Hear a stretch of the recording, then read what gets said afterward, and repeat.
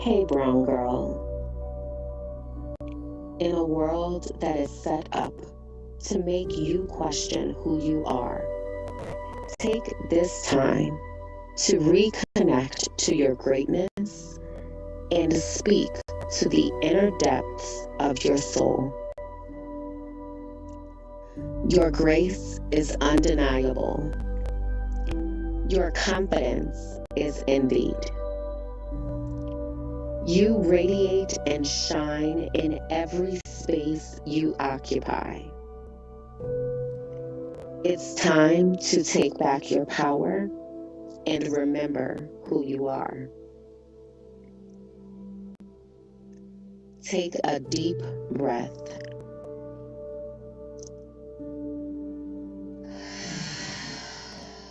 Release all doubt and repeat after me.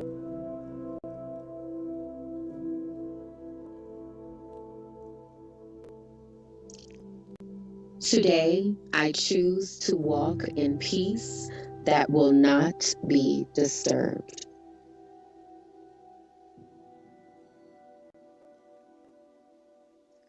I will allow my mind to exist in my unlimited future.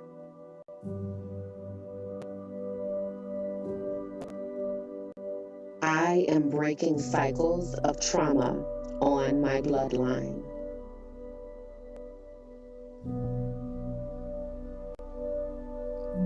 I will take up space without shrinking.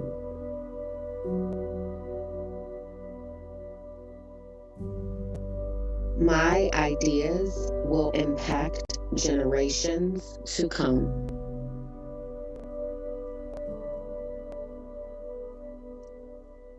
I belong in the rooms that I walk into.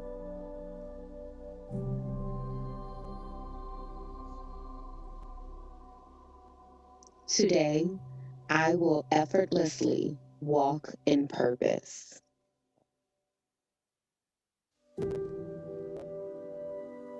I attract peace and abundance.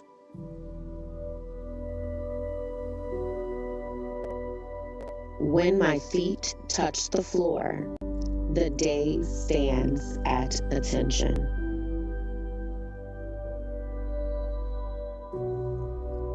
I am calm, confident, powerful, and filled with love.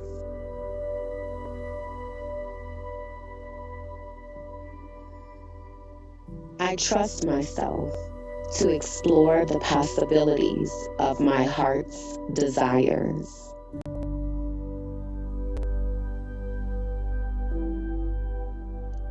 Today, I rise with the power of my ancestors. It is okay to rest from productivity.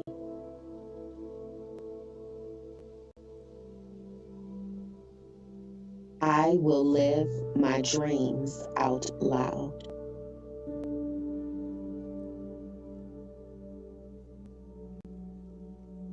Creativity flows effortlessly through me.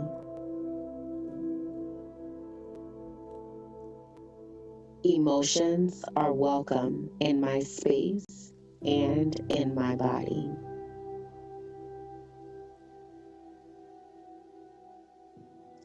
I am overflowing with abundance.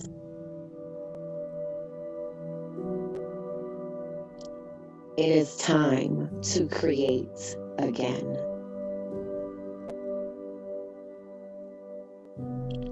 It is time to dream again.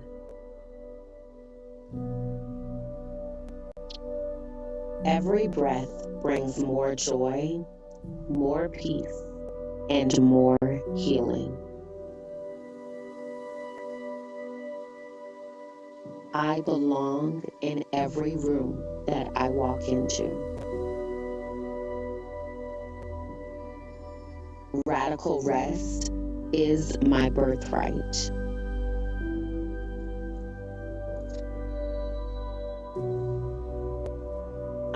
Inhale confidence and exhale doubt. Today, I choose gratitude. It is okay to not be okay.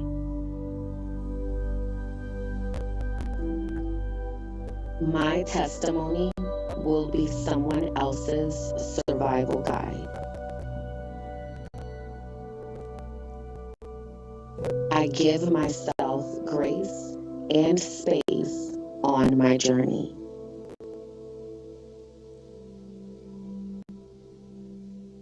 I show up every day as my full and complete self.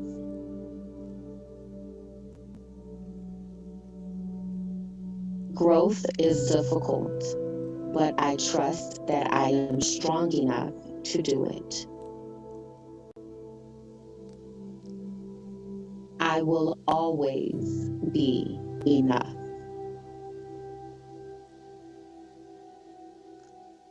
I trust myself to set boundaries that will protect my peace.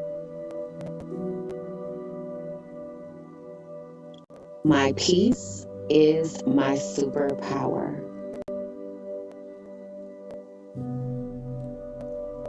Every step in the right direction is a step in the right direction.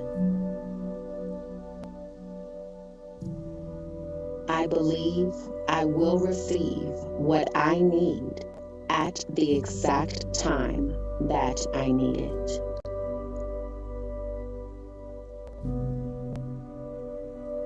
Someone smiled today because I am still here.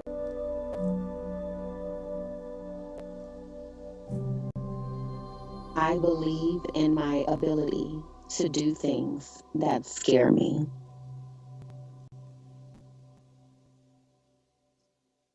I put out the energy I wish to receive.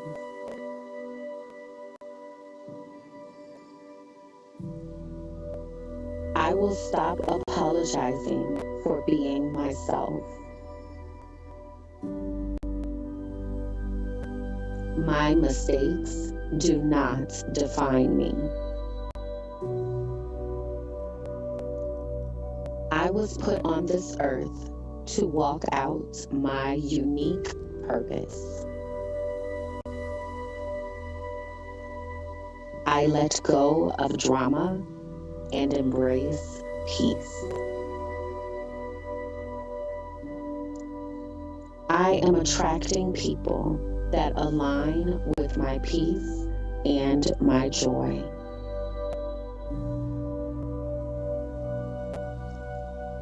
I am continuing to heal every day that I continue to breathe.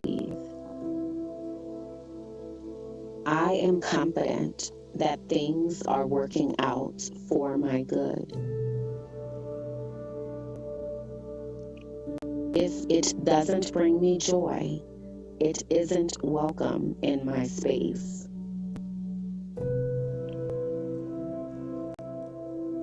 I only strive to be a better version of myself. As I walk, I shine my light on my journey of purpose.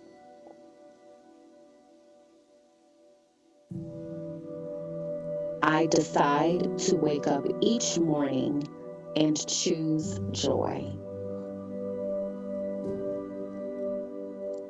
I am manifesting my happiest self.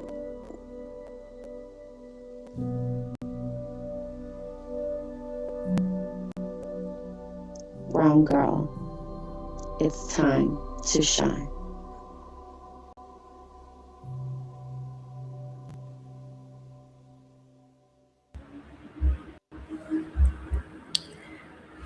Good morning to you.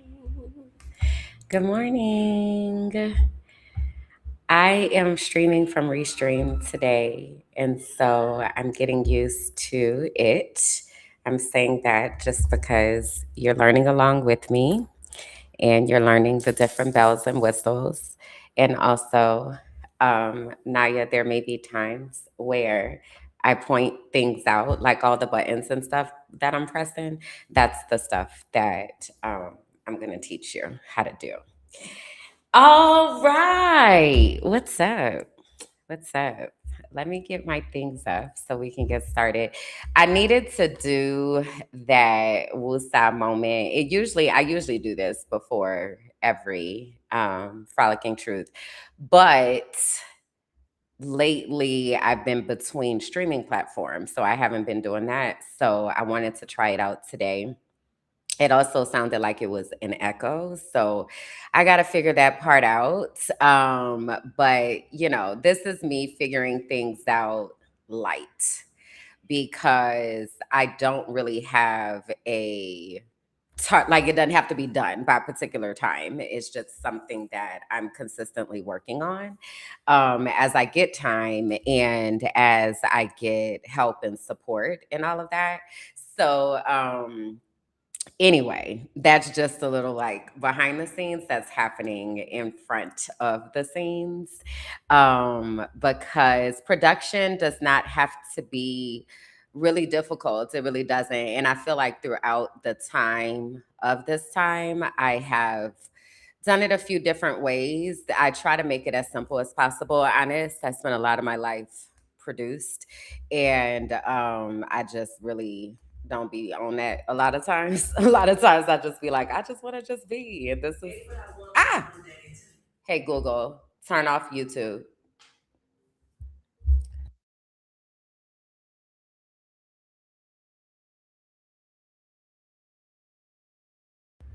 There are a lot of noises and sounds and things that are happening right now, but also I have a Google Home and it responds to my hands, right? And I talk with my hands. So it thought it wanted me to play the music, even though I already turned the music off, you know? This is contributes to my ADHD. I want y'all to know that because stuff like that takes me off track. Um, but I'm gonna do my best to stay focused here. But I was talking about production. Production doesn't have to be a lot. It can be very simplistic. And there are many times in my life that I opt for that simplicity because I think a lot of times people are called to share their stories and talk about different things, but they don't do it because they're like, oh, I don't know how to do this, or I don't have the bells and whistles for that, or what have you. When honestly, most times it really is you just need to turn on the mic and the camera and start talking. So I try to model that. In the way that I do things because you can still be effective and unproduced. And a lot of people, I was talking to somebody the other day and they were like, I prefer YouTube because it's not a production. Like people the type of creators that they follow. They were like, people like just be chilling and talking about stuff. And it's very true. It's very true. So I try to model that in my life. Also, having said that, it can become a lot, especially when you're producing a lot of different things. So as you can imagine, there are a lot of different planets in this universe that require my brain cells and brain space. And so if I can teach somebody else to do what I do and then they are able to like monetize that and go out and be a virtual producer, I'm more than willing to do that because it helps me and then it also helps them, right? So if you're somebody who is saying to yourself, man, I got a lot of things that I feel like I need to say, but I don't know what to do with that. Let's have a conversation. Um, so that we can talk about how to support you with that. All right. So that is my pre speech out the way. So what I want to do is come over here, make sure things are working correctly. Perfect. All right. So I am going to go ahead and get started. They have this really pretty countdown thing in here. And I don't know if I showed you all it before. What's funny? They're in the chat talking about that's funny. What's funny? Oh, let me also give y'all I was gonna do a podcast episode about this one time. I still may, but the public service announcement. I struggle with pronouns, right? So when people be like, yeah, and she, her, him, they, it, that, them, hey, what are we defining right now? What are we talking about? Okay. Hey there, coming from the Still Squad, living to leave baked. I'm so excited you're here. So yeah, I struggle with pronouns. So when you're saying things, or like if you're in the chat, like tell me what you're talking about. Also, the chat is delayed, so child, my mind done moved on to something else. But just in life, because some of y'all like to do these memory exercises and stuff with me, and I don't pass. Okay, I don't pass them because I don't be remembering and I don't know what you're talking about. And I'm also not going to be able to move forward until I know what you're talking about. So it would help both of us if we could just define what we're talking about to make sure that everybody's brain is in the right place. Okay, that's another public service announcement. I feel like there may be many throughout our time here today. But yeah, that's just a little bit about how my brain works. And I think it is important. Anybody who has been around me for any length of time has probably heard me say something about our brains and working with our brains and making the accommodations that we need to make for our brains to help us to be successful. I spent a very, very, very long time of my life dishonoring my brain because I thought my brain was broken. And it actually is not broken at all. It is actually a very brilliant brain. It is just not understood by many people, right? So, oh, the Google Home. Yeah, the robots are taking over. I don't know if y'all know that. Third public service announcement. But anyway, so we're going to talk about our brains here today as well, because that is important to me and it is foundational in understanding a lot of the things that happen in this world. Okay. All right. Do I have any other announcements that I need to make before we get started? I think that's it. Okay. So let us go ahead and kick this party off. I don't know if you all can hear all the activity that is outside, but if you can, just consider it all a part of the organized chaos that is here. Okay, because it's a lot of it. So, the title of today is The Cycle Ends with Me, for those who wonder if it is worth it. Okay, so that's what we're talking about today. I guess I do need to give a trigger warning or just highlight. We are going to be talking about neurodivergence and not knowing, as well as historical and generational trauma. So govern yourselves accordingly. You know, if you feel like that is something that you're able to stay and participate in, I would love for you to. If not, take care of your brain. All right. So, having said that, let's get into it. Hey, y'all. See, I knew this was going to happen. I knew this was going to happen as soon as I did that. Hold on. I have to unclick a button. Y'all keep in mind that I am getting used to Restream. And so there are like little quirks with all of these that make. Okay. I think I fixed it now. There are all these little quirks of things that you have to do. So the systems talk to each other. And sometimes it takes me through there. It takes me through there. All right, here we go. For real this time. Hey, y'all. I'm Kimberland. And this is the Frolicking Truth, a soft space for Black women who are tired, brilliant, and ready to heal.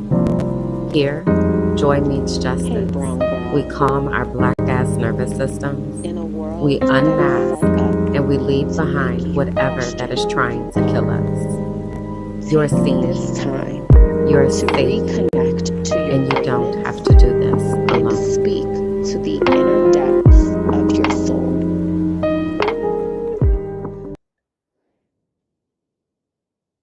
Bruh, I'm gonna take that as Somebody needed them extra affirmations because I don't even know where they are coming from right now. Like, it's so crazy. What is talking to me? What is happening? What is happening? Where is this happening? Oh my gosh. Hold on, y'all. I can't move on until I find this.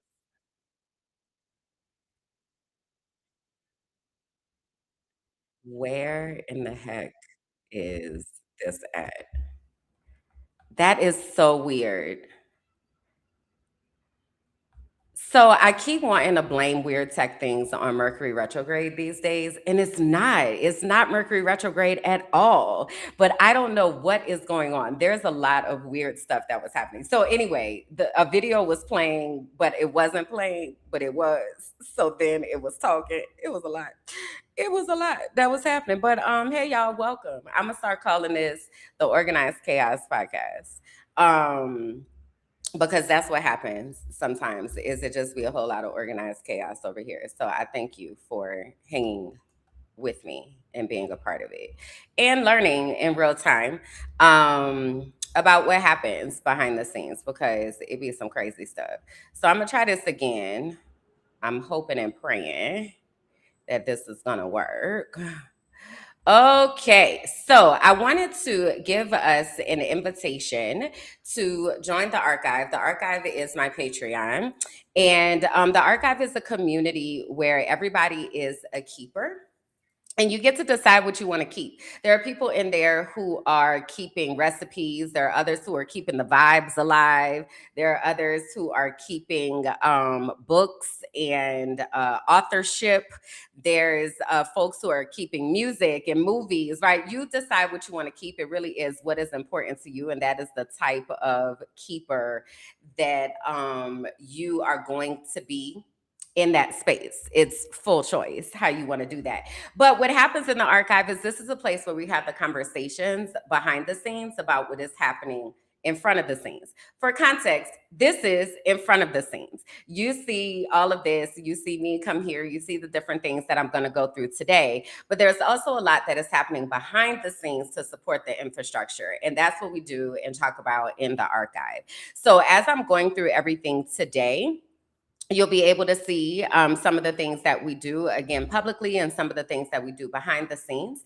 And if you would like to be a part of it, it's only $5 a month. And I would love for you to come and join us and hang out with us and learn alongside us and do all the things. So I do want to let you know when you get there that the archive is under construction. Okay. We have gone through a lot over here at Minding My Black Ass Business. Everything has been archived over the time the since the channel arrived. It was birthed out of my own experiences. For context, I am a school improvement specialist, a school transformation specialist, and specifically a school climate and culture specialist professionally. I also do a whole lot of other things, but just in this particular container, Minding My Black Ass Business was born out of the things that I experienced while advocating for our children and education.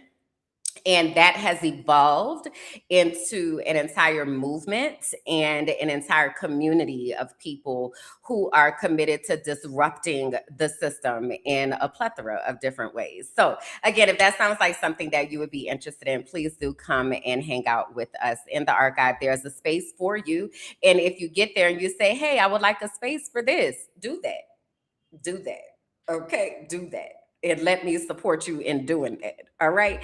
All right. So, you all had asked us to create a calendar of events. It's a lot of things that are happening here in this universe as well in the adjacent universes. So, this is a calendar that honors the Minding My Sisterhood community. So, Minding My Sisterhood is the collaboration between Minding My Black Ass Business and LTS Sisterhood, which is Shekinah's universe. Okay.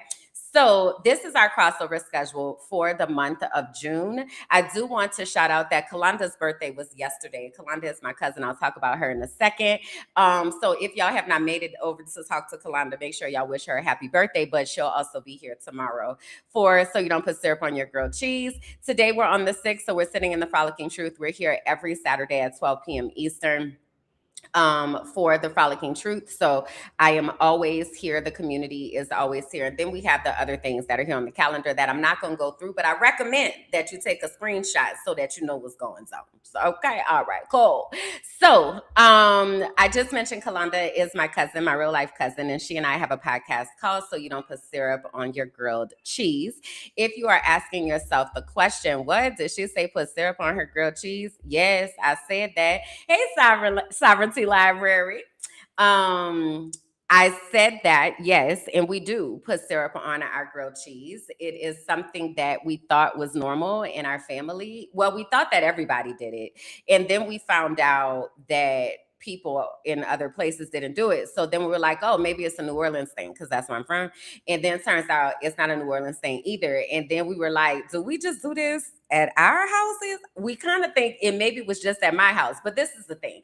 This is how the movement was birthed. But what I want you to know is putting syrup on your grilled cheese will change your life. So if you're sitting there frowning your face up, get it together. Okay. We're trying to diversify your palate. All right. But anyway, on So You Don't Put Syrup on Your Grilled Cheese, we talk about all the things that we thought were normal, but they were actually the family recipe for dysfunction. And we talk about that. We also talk about the dysfunctional nature of the world and the things that are happening in the world. And tomorrow we will be talking about Kalanda's birthday because her birthday was yesterday. So shout out to Kalanda and the Toasties over in So You Don't Put Syrup on Your Grilled Cheese. And a special shout out to TD Toasty and Uncle Toasty, who be over there in the chat with us. Okay. All right. So another podcast that is here, which is an extension from this space, the Frolicking Truth, is called Gathered. And Gathered are conversations for the collective. So on Gathered is just getting started. I'm kind of working out the kinks and I'm pulling up the people. The first episode of Gathered, we talked about environmental justice and what that means. The second episode, we talked about yoga and how yoga and breathing can be used in helping us to process our trauma. And then on this third episode, we spoke with Brittany, who is actually one of my former students. I used to teach eighth grade science, and she was one of my students. And Brittany does travel work. So she works on a cruise ship. So she was talking about all the different parts of her world and what it's like to be on a cruise ship and like live with the people that you work with. That was the part that like blew my mind the most because I could not imagine. I could not imagine working and living with my coworkers. Get out of here. Absolutely not. Not the coworkers that I have had over time. Okay. My current coworkers, we good. But yeah, it's a no for me. So, anyway, Brittany was talking about that. She also talked a lot about boundaries and understanding who safe people are and how we can identify safe people, and just a lot of the healing work that she did that allows her to be able to travel the world. So, you can find the episodes of Gathered here on Minding My Black Ass Business. So, you can go and look for that playlist. It's a really intriguing episode. And I have a whole lot of people in mind that I want to come on. I don't know if y'all know this about me. I used to have talk shows. So I had two talk shows. One was called Brown Versations. It was on a platform called Beautiful Brown Girls. So one was called Brown Versations and the other was called Brown Girl Boss. And I did that talk show for 6 years. And during that time, I interviewed so many Black and brown women around the country and around the world who were doing amazing things. So some of them I have reached out to and I've been like, hey, I need you back. What you got going on? So I'm really excited about the things that are coming up for Gathered and the people that are going to be present. All right. So another podcast that we have here on the Mind My Black Ass Business Network is From Auntie with Love. Now, From Auntie with Love is four aunties who are in different stages of life, who are talking about the things that we really should talk about and we didn't talk about, but we need to talk about. Okay. And so the aunties give their perspectives and their advice about what's going on and what we should do. And, just really be there for the nieces and the nephews because the babies got questions. Okay. They do not know the things. So that's where the aunties are supposed to show up. So I want to show you a quick clip from our latest episode. We had a pajama game night. We love a game night around these parts. Okay. So we had a pajama game night. So I'll let y'all check this out. We just doing a good old sleepover, bonding, trust, friendship. Okay. I had no idea that friendship was a platform. I thought it was a state of love, bonding, trust, real friendship. All right, so Sierra, this first question is on you. All right, so let's cut the cameras. If I was dating myself, I'd be most annoyed with. Oh. If I was dating myself, I'd be most annoyed with. I want to be honest. I can be a little bit. I don't know. I feel like there's a couple of things. That's why I'm trying to narrow it down. Just being honest. Just give me one. Just one. So it's like I can be a nitpicker, kind of like if I feel something, I'm gonna make it known. I'm not gonna let it go. I like God, I hurt, and it's something I didn't like about my mother. It's like, so I would be annoyed with that, and I'm working on it. Okay. What does that look like? Working on it. What is that? Because we always say we working on it. Ooh, come on. Okay. But I wasn't gonna say that part. Actionable steps and stuff. God dang, girl. What is your next step? Well, because I think a lot of us can relate. You know what I mean? I think we're vocal people. Clearly, we're on the podcast. We like to say some things. So.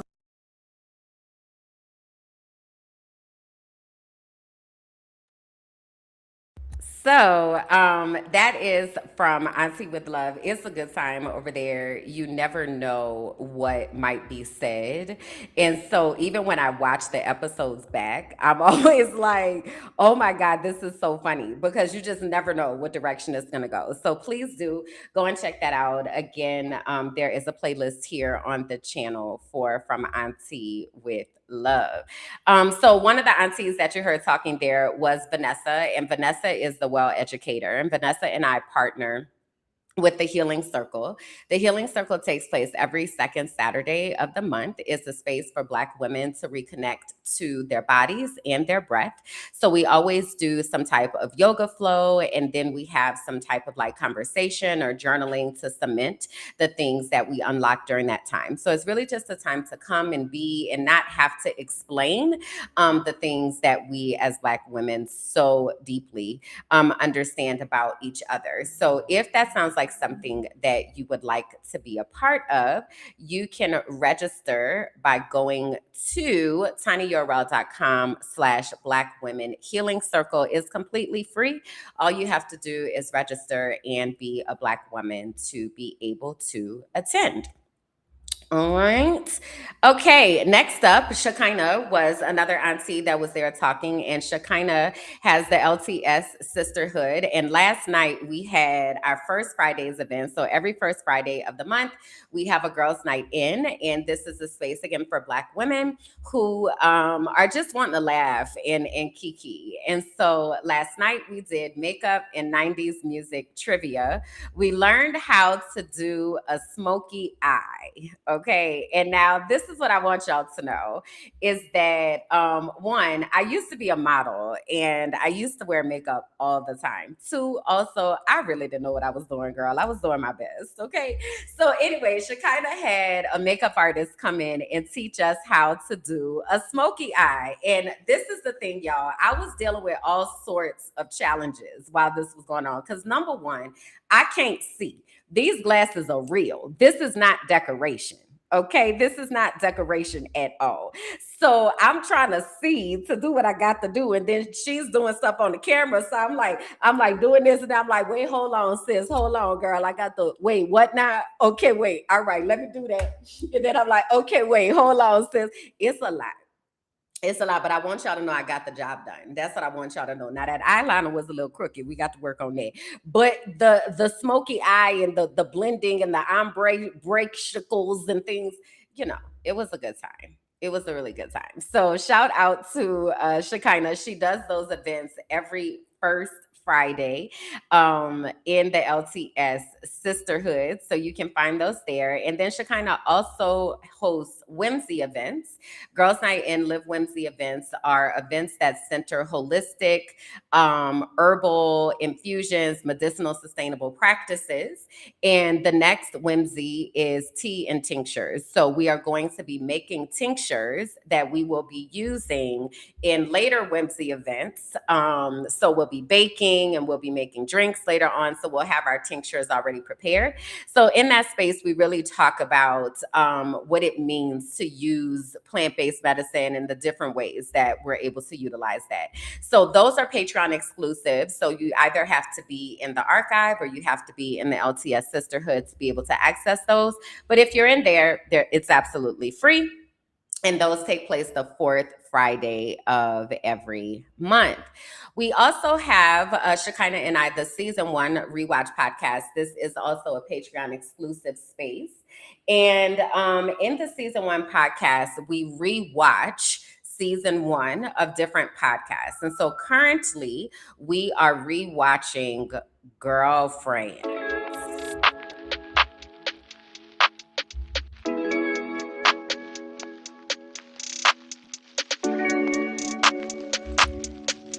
And so during the time that we are there, we're having conversations. We're talking about what was happening back then. Girlfriends came out in 2000. Yeah. Girlfriends came out in 2000. And so when we are there, we're like taking ourselves back in the way back machine and, talking about the things that are happening in our lives during that time, or now that I'm on the other side of that, like what was happening back when I was almost turning 30 and like the dynamics between the friendship, and it's a good time. We also have a chance to put on a different hat. So instead of just watching it as like, oh, I'm watching this, you might be watching it from the lens of a writer, a producer, a wardrobe, hair and makeup, set design, lighting, right? What else? We had people looking at, from last week, we were looking at comedic jokes, like how they were setting up the different jokes. So the whole point of this space, honestly, is we have a lot of ideas in our brain and we want to create some things. Okay. And that means that we got to get these skills together. We got to sharpen these skills. We got to look at things from a holistic lens, right? So that's what the space is for. So if you are in the archive, you get to come, you get to be a part of the conversation, or just listen. It's really up to you. And we watch the episodes together and then we talk about them. So that sounds like something you want to do. That takes place in the archive, okay? Another Patreon exclusive space is Just Ask Kim. This is my time on Wednesdays where I hang out with the archive and we talk about the things.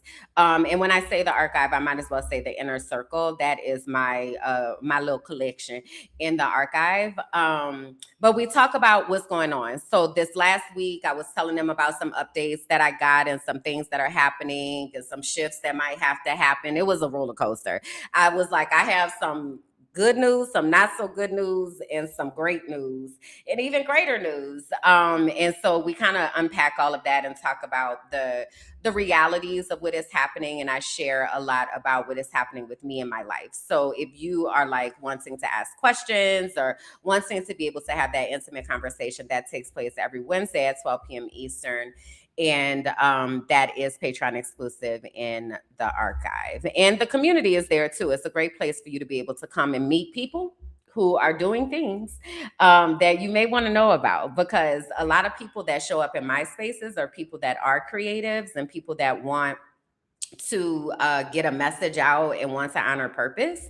So if that's you, this is a space that you may want to come into. Every Thursday, Shekinah and I are over on TikTok doing co-working. I don't know if you all have heard of body doubling, but it basically means like doing work with somebody, but not necessarily with them. They might be virtually or they might be there in the space. You're not necessarily talking about it, but you're just working together. It's those type of vibes. So over on Thursday, we go to TikTok and do that. We have a mindset moment every time that we start to talk about how to get our head in the game. This week, we talked about how to stop the spiral, because there are a lot of things that are happening in the background of everybody's life. So how do we get our brains to a place to stop spiraling? One week we talked about the games that we have on our phone that help our brains to be quiet. We've talked about morning routines. Like, there are all sorts of things that we talk about during that mindset moment. And then at the end of our co-working time, we have brands, business, and boundaries, where we talk about those things. And so we may talk about boundaries. We've talked about microaggressions in the past. We've done a manifestation exercise. So my point is, it's a good time to come and hang out. What we decided that we're going to do over the next few weeks is some building. And so a lot of the conversations of things that y'all have seen happen here the conversations took place live over on TikTok. So if you want to be in some universe building type conversations, this might be a place that you want to show up every Thursday at 12 p.m. Eastern over on TikTok. And my TikTok is Kimberland J. We also have an internship program called Found Her Future Collective. This is a space for women 18 and up, not necessarily Black women, but it is Black women centered and focused. And Found Her Future is a way for us to be able to support women who have been in toxic work environments and they're looking to transition out of that, or to support women in never having to go into them, because they're able to learn and grow in safe spaces, and they can have fulfilling work environments that really support them. So if Founder Future, we accept applications on a rolling basis, but we only have one cohort per year. Right now, we're in the middle of our inaugural cohort, and they're going through, first they go through Discover Your Destiny, which is my life coaching program, and then they go through the Metamorphosis, where they take all of that purpose and then they birth their universe. So we're in the middle of that, and I can't wait to show y'all once it's all said and done what is happening in that space. But right now, it's a secret. So if you want to know more, you can go to tinyurl.com/foundherfuture. Okay. I mentioned Discover Your Destiny a moment ago. So I am going to go ahead and play this commercial real quick. And I need to drink some water because I feel like I've been talking a mile a minute. Okay. So let me give y'all a moment to check this out. What if the thing you've always called too much was the exact thing God designed on purpose? This is for the ones who've always known they were different. Too sensitive, too loud, too knowing, too intuitive, too woo-woo. But what if your sensitivity is actually your superpower? What if your intuition was your inheritance? Discover Your Destiny is a 10-week sacred journey back to yourself. We explore the design of your soul, your spiritual gifts, and the unique way that God speaks to you. This isn't church. It's not a rule book. It's not a performance. It's the moment you stop chasing approval and start walking in divine alignment. You'll gain clarity, language, and confidence around who you are and what you are here on the earth to do. You'll learn the real voice of God. And if you feel called to go on to become a certified intuitive melanated life coach, this is where that path begins. There are 2 ways to enter this sacred container: the Destiny track, full investments and coaching experience, or the Divine Exchange track, where internship meets soul work. You'll support podcasting, content creation, or brand development behind the scenes while learning how your unique gifts benefit the collective.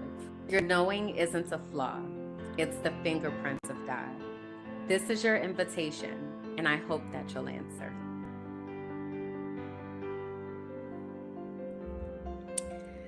So if you would like more information about Discover Your Destiny, you can go to dyd25.com. My last announcement and update is that I am looking for mental health specialists, specifically mental health specialists who specialize in trauma. As I mentioned in the Found Her Future container, we have women who are coming in needing support after experiencing traumatic work environments. So we are building our directory of mental health specialists who specialize in those areas. So if that is you or someone you know, please have them go to tinyurl.com/KJU mental health directory so that they can register to be a part of our support system for the people who are coming into this universe and into this ecosystem. Okay, let me see what y'all been talking about over here in the chat. See, I'm gonna have to air fight somebody. Embrace all that as you was talking about. Come on, Helen Keller. They was calling me Helen Keller down there to the makeup thing because I couldn't see y'all. They was calling me Helen Keller. Boo that man. Boo that man. Tomato, tomato. It's so crazy. I'm gonna talk about seeing a little bit. I actually have a podcast called Sometimes I Pretend I'm Blind, because I really can't see. And it really is a disability. And it's something that I'm realizing more and more every day how much of a disability it is. It's just always kind of been my life, right? I haven't always worn glasses.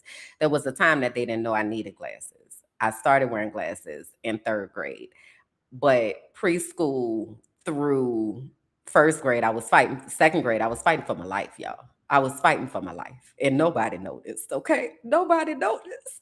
And then finally, in 3rd grade, Miss Kester said, "That baby can't see. That baby can't see. Take that baby to get some glasses." So anyway, it's a lot. There's a lot that goes there in that. Jasmine said, "Damn, I missed it. Come on, listen, y'all got to put the things on the calendar, okay, so that you could be in the place." Sounds fun. It was so much fun. We had a really good time. Girls' Night, it was a really fun time. Too many great laughs. Very good instruction and demonstration for makeup application with Tyree J. Yeah, it was. She was really good. She was patient and she took her time. It was a good time. We asked her if she could come back to teach lashes. Because, baby, when I tell you I don't know how to put no lashes upon my eyes, okay? At all. Okay, I cannot do it. She said, "Embrace all that," as you said. It ain't stopped that beauty from happening because that smoking I was smoking. Baby, I did that. I showed y'all the fit. Let me pull it back up. Let me pull it back up so y'all can see it. Hold on. Let me pull it back up so y'all can see it. And then I had put some glitter on it. Okay, a little sparkle. Because I said, we have code names down there to the girls' night in. So it's a like if you know type of situation. But I was telling them, I asked the makeup artist, I said, Tyree J, I said, how we punch it up a notch, and so the picture there on the right, I got a little sparkle, a little shimmer going on, okay? I want you to know this is good, especially for a blind girl, okay? This is very good. I am very much proud of myself, okay? I want you to know. Let me see what else y'all talking about. Welcome to the Blind Club. I can't see either. Need my glasses. Started changing after having kids. Not that you came late in life with needing the glasses.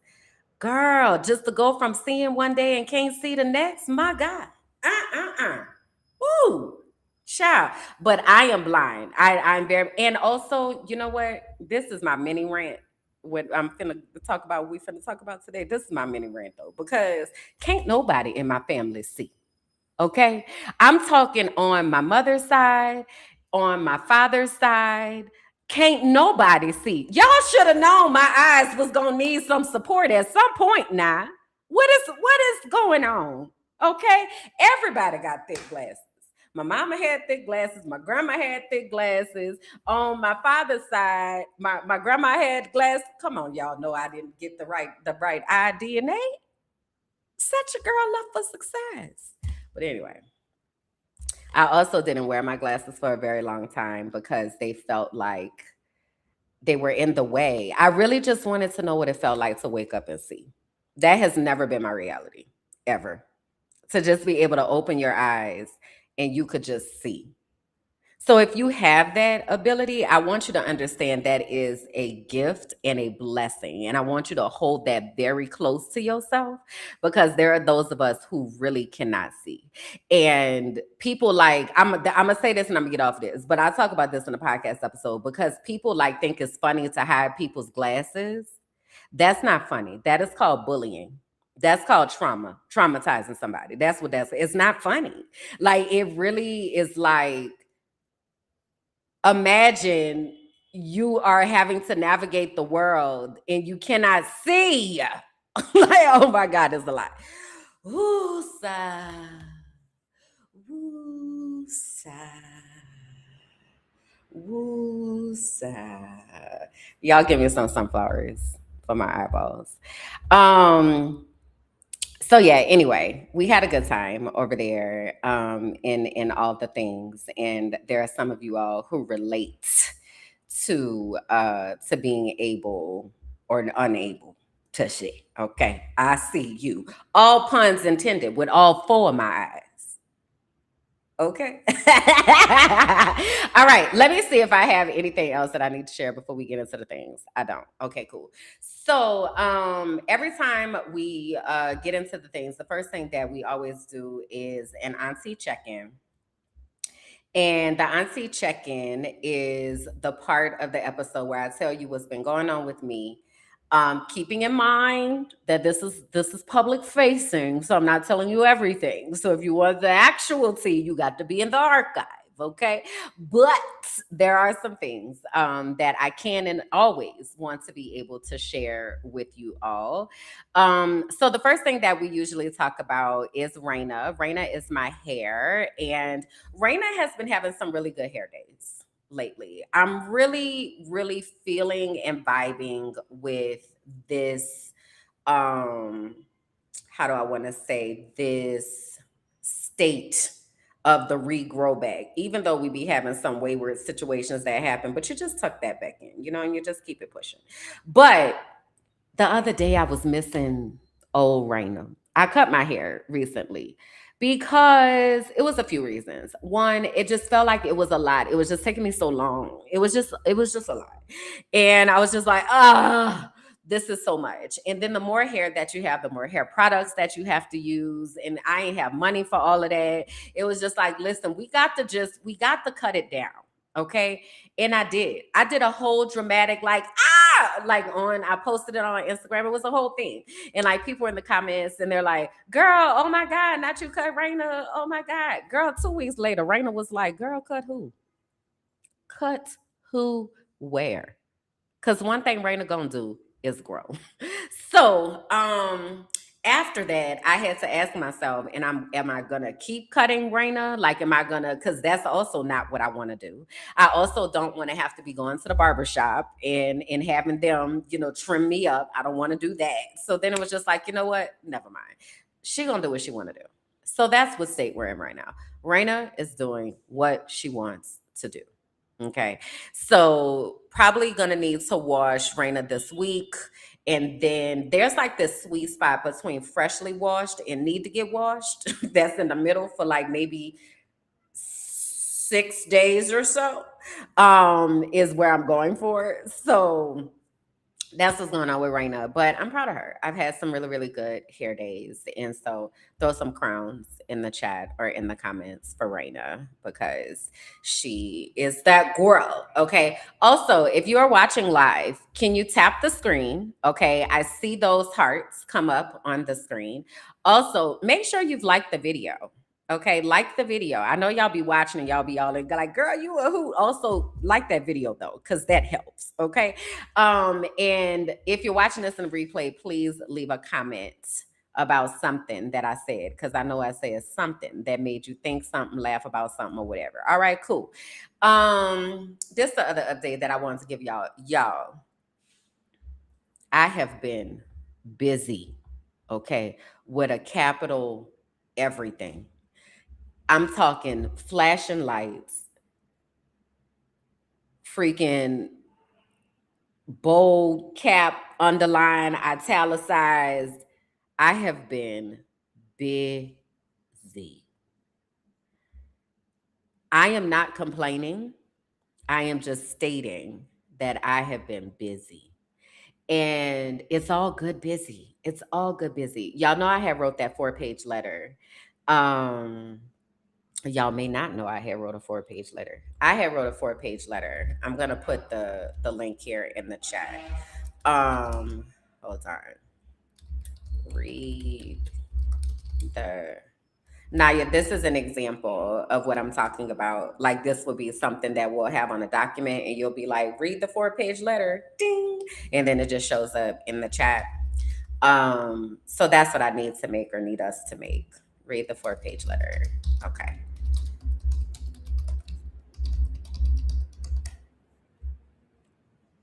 All right. So that's the link to be able to read the 4-page letter. But anyway, I had wrote this 4-page letter because things was wild and it was a lot, and I couldn't hold it anymore. And I was like, hey, listen, I need help.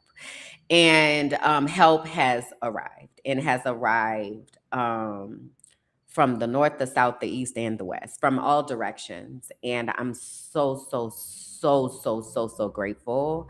It is it's not just help for me. It seems like I'm going to also be positioned to help some other people that are connected to me. And I don't take that lightly. Like, I'm real life the type of person, when I be in rooms, I got a list of people's names that are on the tip of my tongue. And I'm saying your name in that room because there is room enough for all of us to win. And unfortunately, we collectively have gotten away from that. Like, the US has a way of making us think about individualism, and you need to pull yourself up by your bootstraps. And if I had to go through this, then they need to go through it too, type of bullshit. And I don't believe in that. I don't believe in that.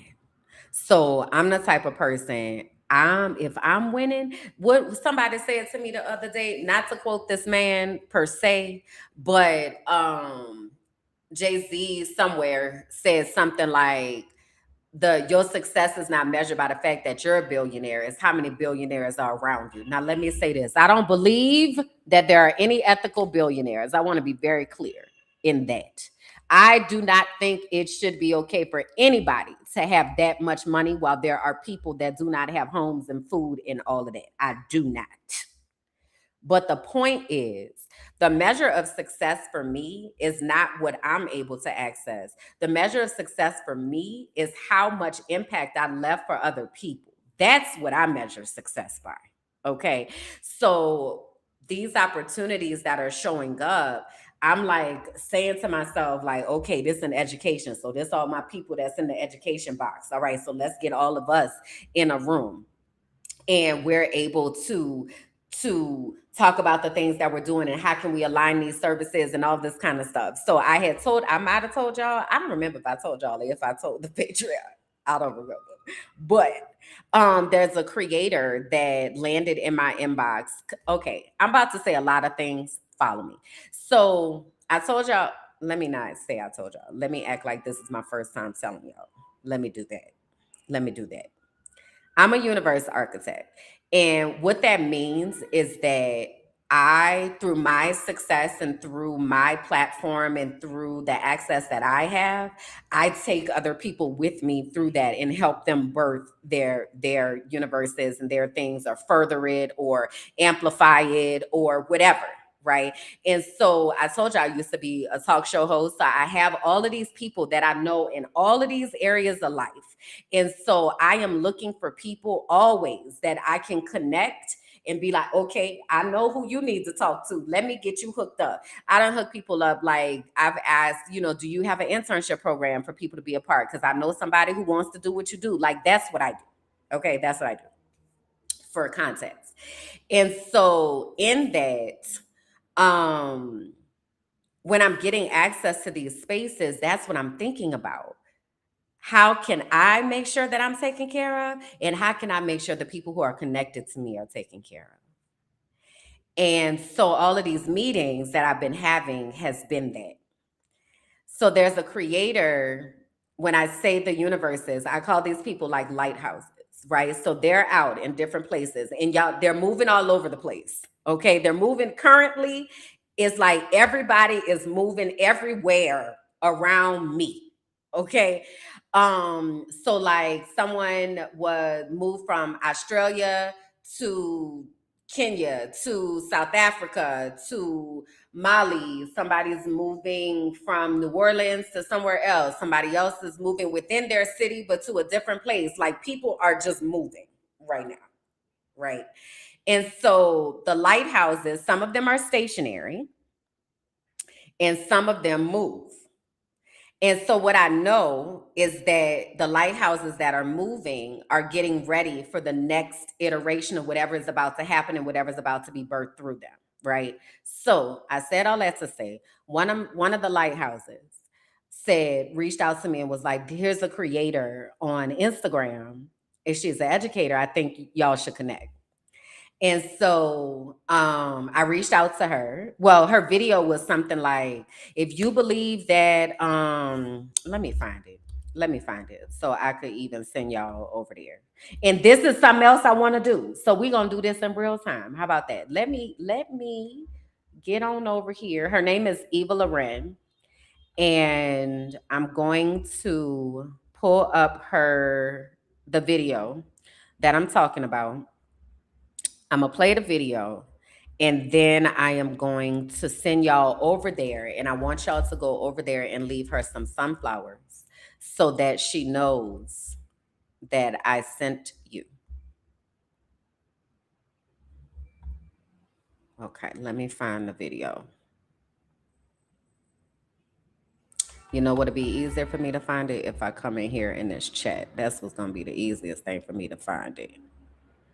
So I'm going to drop her Instagram handle here in the chat for those of you that are here with me in the chat.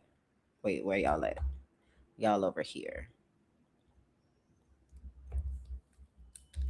So she goes by Mrs. Eva. And that is, and I'll put this up here too. So that is her Instagram, Black on Black Ed. Okay. So let me find this video that I'm talking about.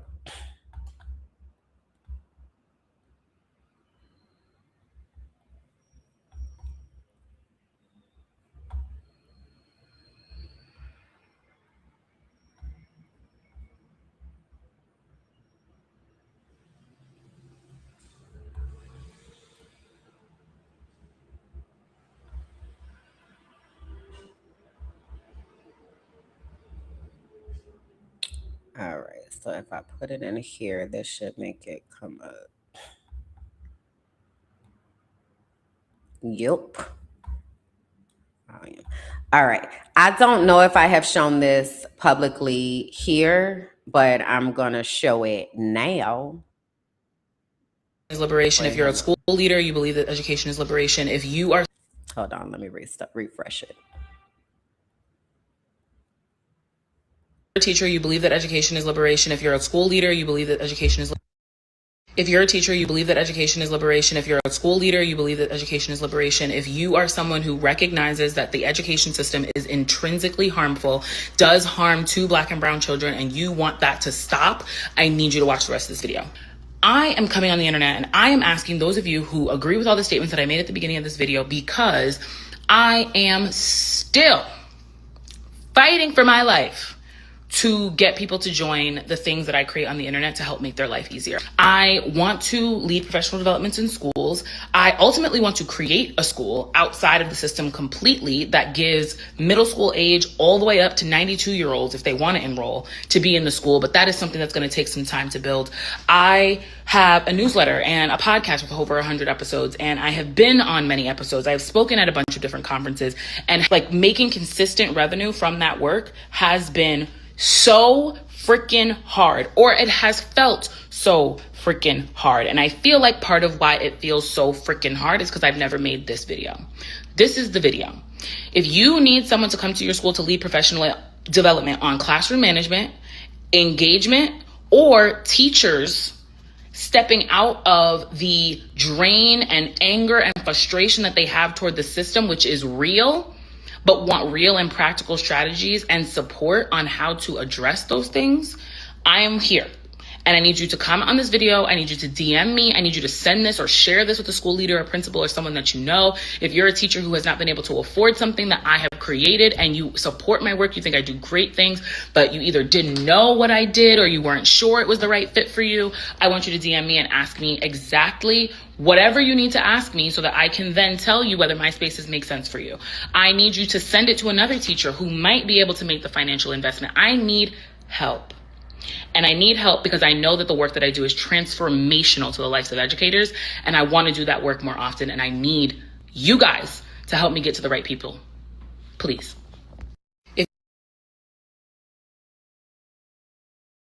So when I talked to her, she was like, that's exactly what I needed that video to do. And I'm like, yeah, that's my version of the 4-page letter that I wrote. It's like, listen, I need help. This is what I'm trying to do. And I'm not trying to just do this for me. I'm trying to do this for us. Like, I need help. Right. So anyway, we had an opportunity to meet the other day, and we were both like, bet we can do this. Let's do this. Let me have you do this, and I'm gonna do that. Then you do this, and we do this. And girl, it's finna be lit. Just like that, right? And so the whole point, again, and purpose of these lighthouses is to have their eyes open to people that have the same type of heart and mind and spirit and wants to be able to collaborate. We, not us, but many of the folks of the diaspora often struggle with understanding collaboration, and because we have come across people that have taken advantage of us, right? And that's one of the questions people ask all the time, because like the archive is a hub where people can come to this one place and they can see different portals of what's happening in other people's worlds, right? My world is the archive. Those other people's worlds are their worlds, right? I am not an expert on their things, so I can't talk to their things, but I can tell you, go talk to them because they're the one who know those things, right? So it's almost like a resource map. It's like a big resource map of support. And that has kept me busy, y'all, is my point. I've been busy, child. I've been busy. And so the month of July, I am going to be stepping back from public facing spaces such as this one. And what my goal is to run some marathons, because many of you are finding me right here smack dab in the middle of what's happening right now. But this has been a journey, right? For example, this is episode 54, right? I started the Frolicking Truth last year. And I started the Frolicking Truth actually because Amanda Seals, shout out to the Seal Squad, had started Views from Amandaland. And I felt inspired to get on here and talk because I had turned off my microphone for a very long time after the talk show. Okay. So I talk about that in the first episode of the Frolicking Truth. And so I want to give like a marathon type of opportunity for people to come in, get their popcorn, lock in. You know how they used to do down there on BT and all of that? They'll be playing the shows all day and you just, pick up and all the things. So that's my idea of what I want to do for July so that I'm able to give myself a break. To rest my brain for a minute, because it's been a lot, and also there's a lot that's happening behind the scenes in my life as well. So that's a heads up. If you are in the archive, we have programming that is planned for this summer. One of the things that we want to do is to what is called do spades classes. So this is something I'm actually going to be doing over in the Seal Squad at some point as well, is teaching people how to play spades, because y'all don't be giving people no kind of way to learn. How they supposed to learn if they never got taught? Like, people be so like, hey, calm down and teach people how to play so they can pass it down to their people now. God dang. So I want to gift that to people because there are not really safe spaces to be able to learn how to play spades. So that's something that I'm working on. And so I'm going to be testing that out with the archive. There's a couple other spaces that we're looking at building that are about music. So, conversations about music and about music catalogs and different artists, as well as creation of music and listening parties. So we're also working on building out those spaces. So all of that kind of test kitchens as well as something else because I am writing a cookbook. At some point is in all of these projects. It's also another project. But we need to test the recipes. And so doing test kitchens and things like that is also something that we're looking at incorporating over this summertime. So be looking for those spaces and into the end of the year in the archive. Okay. And again, the archive is $5 a month. So that is that for the auntie check-in. Okay. So let's get into frolicking in the feed. And frolicking in the feed is when I talk about what I have been seeing out here on the internet as I have been scrolling or what I've been seeing, what I've been checking out. And honestly, the short answer is nothing. I really haven't been scrolling a lot on social media. I really haven't been scrolling a lot on social media. I really have probably found, I don't know, maybe 10 minutes here, 5 minutes there. I don't know. It hasn't been a lot. So I really don't even know what's happening in the world. And usually for So You Don't Put Syrup on Your Grilled Cheese, we try to get caught up on all the things. So Kalanda might have noticed some things that she wants to talk about. But y'all, I don't know what's going on in this world for real. But what I have been doing a lot of scrolling through is pictures. Because so I have an Android just for context. Okay. So any of you iPhone bougie elitist people, relax. Okay.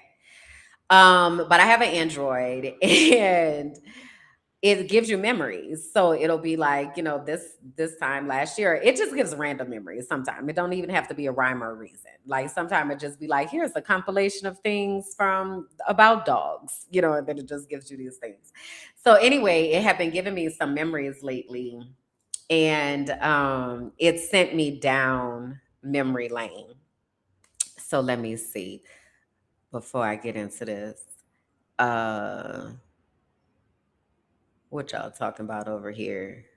I was thinking this today. Collaboration and people in my life who do that. Yeah, facts. Embrace all that as you said. Kev on stage on the Ball Brothers episode. If you want to learn to play spades, go to jail. Tony Baker, Ball Brothers. You should have learned. Oh, wait, sorry. Tony Baker said, if you want to learn to play spades, go to jail. Kev on stage said, you should have learned in middle school. This is what I'm talking about. This is why people need to learn because that's how people be asking. Let me see. See, I need them. I've played, but not an expert. See, like we're gonna create these spaces for the people. I can help you with publishing. Well, amen. God bless it. I'm supposed to send you a calendar invite, girl. I forgot. Let me get my shit together. I love my memories, especially with the pop-up with my grandson. Yeah. So the memories that have been popping up, the memory that made me start going down memory lane was a memory of little me. So I wanted to share with you all little me, little Kimberland. I wasn't going by Kimberland at this time. I was only known as Kim. Um, I really didn't like my name when I was in school and when I was younger because it was really long and it never fit on the bubbles for the standardized test. It would always be like Kimberlyn Lan, but not with the D on the end. Or it would be like Kimberla. And then people would see my name and they would call me Kimberly. And I'm like, you just literally stopped reading. Like you didn't even try to finish seeing what it said. So I went by Kim during this part of my life. This first picture, I'm probably, I don't know, maybe 3 or so. The one on the left, that's my mother that is there with me. And this was actually one of my favorite pictures for a really long time in my life. It used to be in our house as soon as you would walk in. And it just always felt like, oh, look at little me. Like, look at me. I'm so little. Um, and also, fun, not so fun fact, I am from New Orleans. And so we don't have a lot of pictures from our childhood. And so this picture on the left is a picture that I took of this picture one time that I went home before Hurricane Katrina. And this is the only picture of the picture. The picture on the right, I was in about first grade. And as you can see, I had hair. One thing, Raina, baby, Raina always been present. Okay, listen. And so that picture was sent to me by an uncle who just so happened to have a picture of me. And he was able to salvage it from Katrina. And so these are 2 of my favorite pictures of little me. So as I was looking at the memories and things, I'm like, oh my gosh, look at little me. I already talked about earlier how I could not see. Okay. And nobody knew that I couldn't see. I was very smart. I was reading. My grandmother taught me how to write in cursive before I went to kindergarten. So I was reading and writing, and we had the SRA books back then. So I was in like the pretty colors. I was in the turquoise and the periwinkle. No, periwinkle I feel like was a lower one. It was like turquoise and silver and gold. And like when you y'all remember the SRA books? Y'all tell me in the comments if y'all remember it. But anyway, I was a very smart child. And so it was very easy for me to be overlooked, especially when it came to academic things, because I wasn't a problem. I was not a behavior issue at all. I loved to learn, and I liked to be at school. Like I loved to be at school and loved learning. So that's why they didn't know that I could see, because I was making straight A's. So it was just kind of like, she's fine. She's totally fine. And then how they found out that I couldn't see was I was sitting in class and I was in third grade. So I was always sitting in the front of the class, right? Because I'm a studious student. And I'm gonna get back to this in a second because something happened in second grade that changed the tide for me. So I'm sitting in class and I'm doing my eyes like this and I'm looking at the board. And so my teacher was like, "What are you doing?" And I was like, "I'm trying to see the board." Like, what the hell you think I'm doing?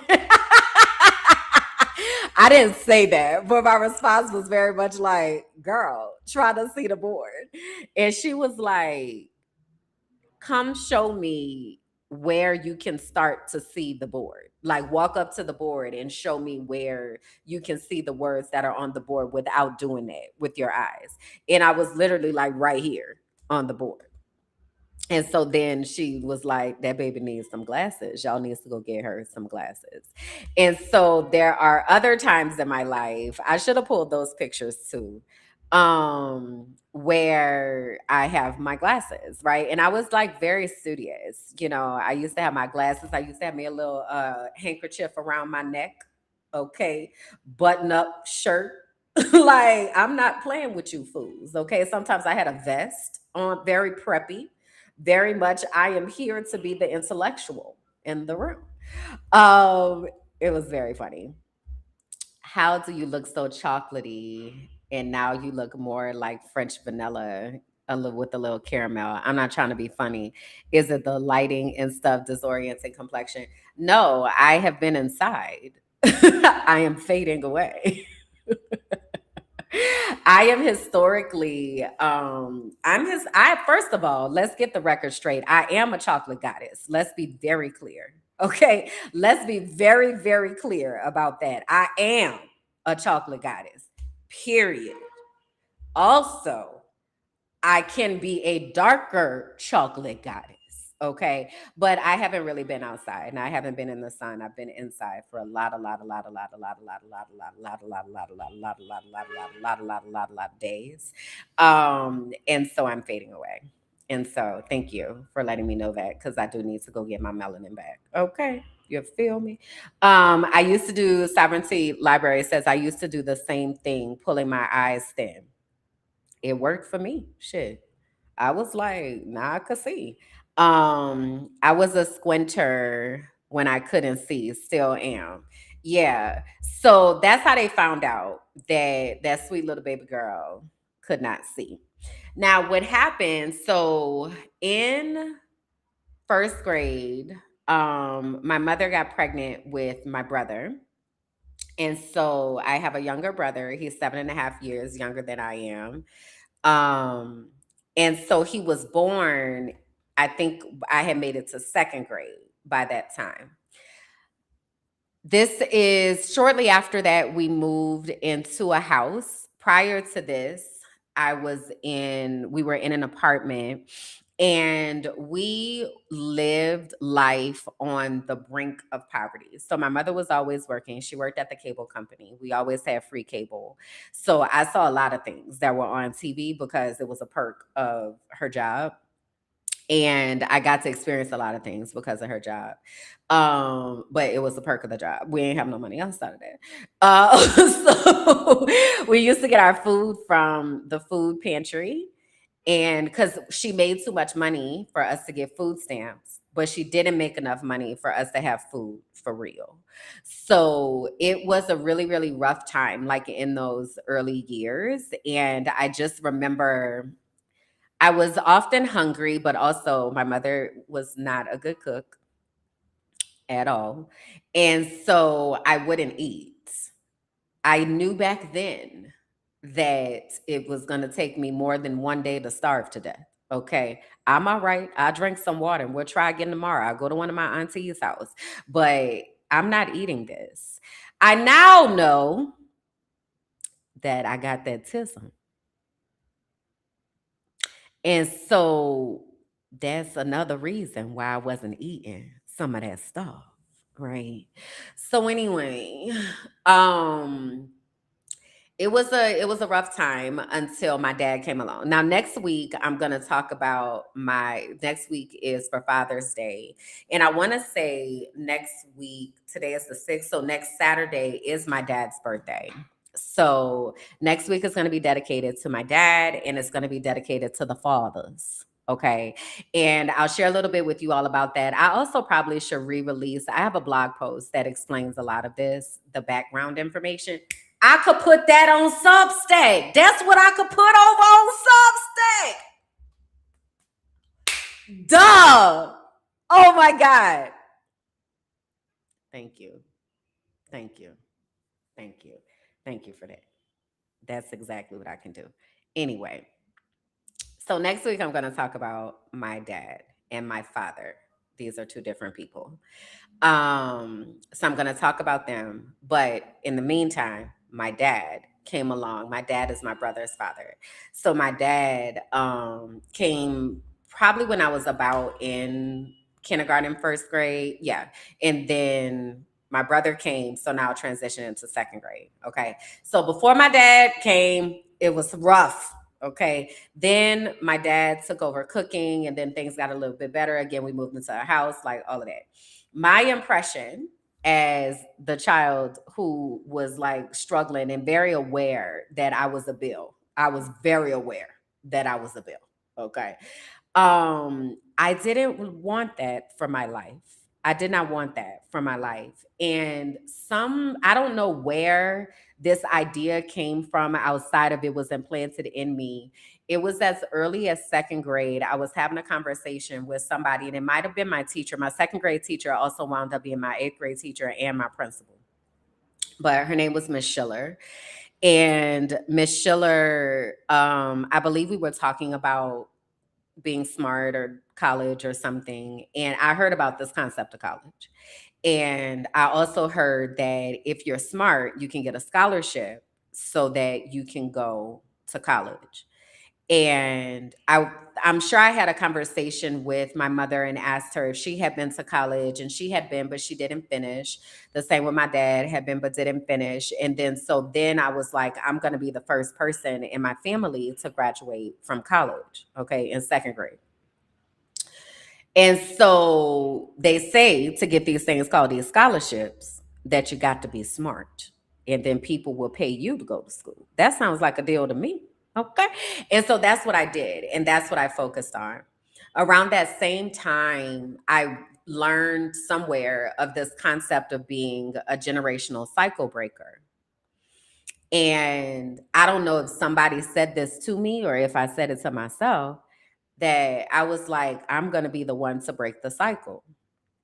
And so around this time, around second grade, I also had like family members who were getting into drugs. This was during the crack epidemic. So it was a lot that was happening with that.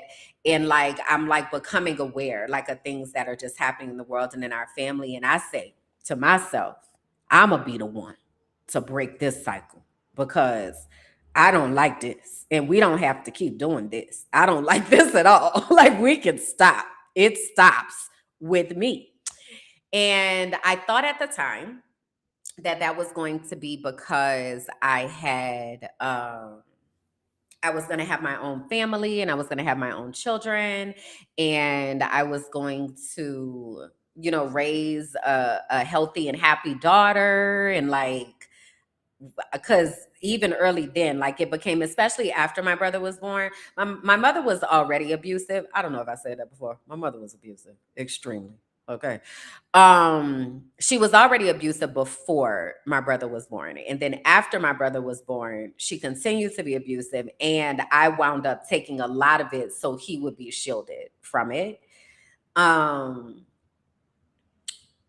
So we got to break this, sis. I'm not gonna ever do this to my kids. I'm not ever going to hit children. And let's just take a detour there right quick, because this is one of the things I got down to my notes. Okay.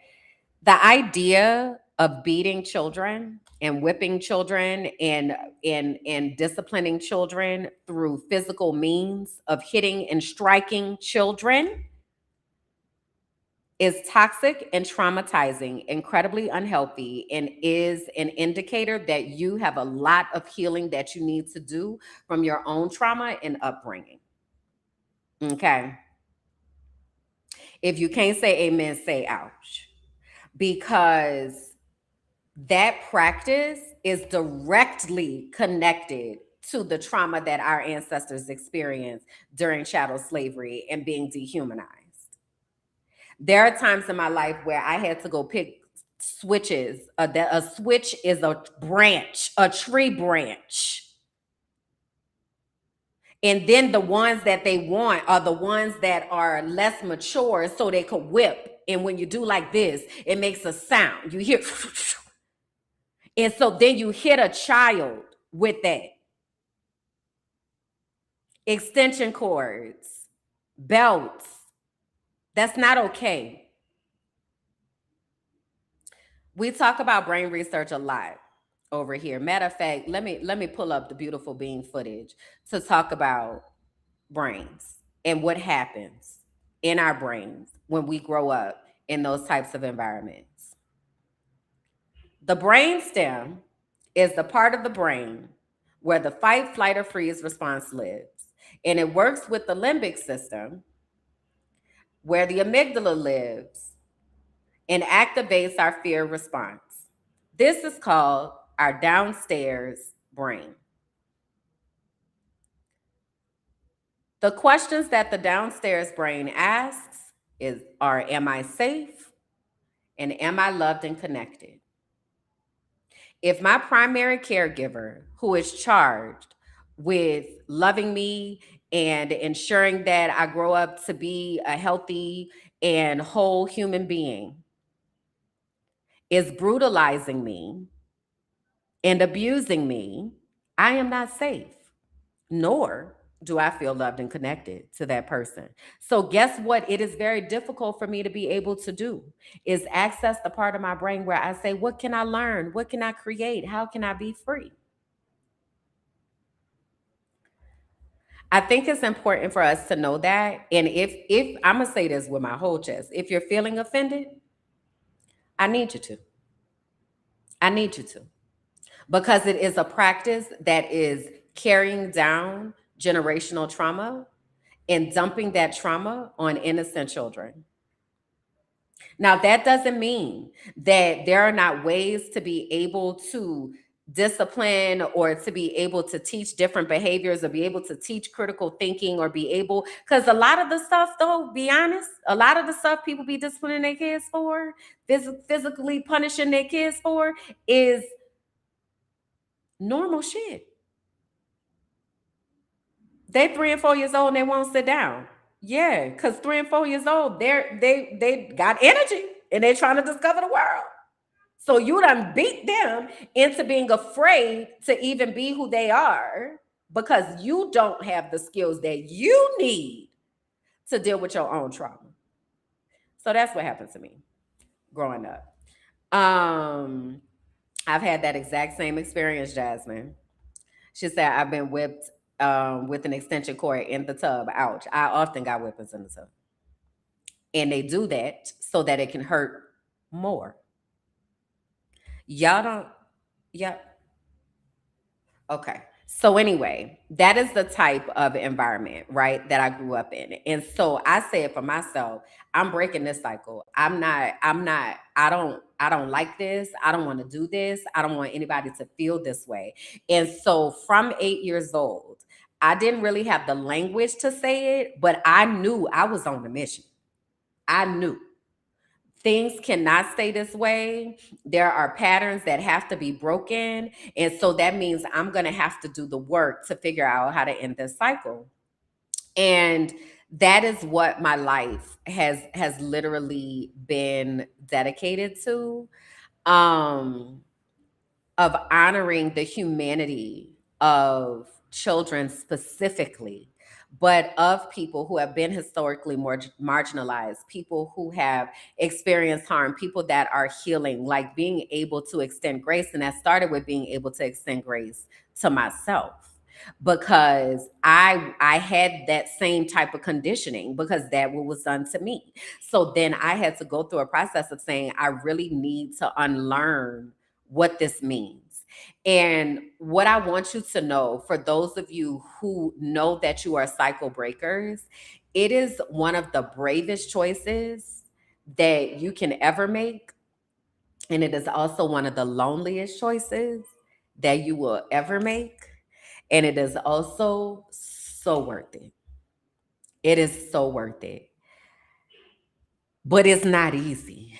It's really not. And I think it is necessary to say that. I was talking to someone one day and he was like, man, Kimberland, I'm gonna keep it real. He was like, I done watched you go through some shit and like, I don't want to do that. I don't want to do that. I don't, because I've watched you like lose everything and rebuild your entire life. And like, I've watched it. And he was like, I don't want to have to do that.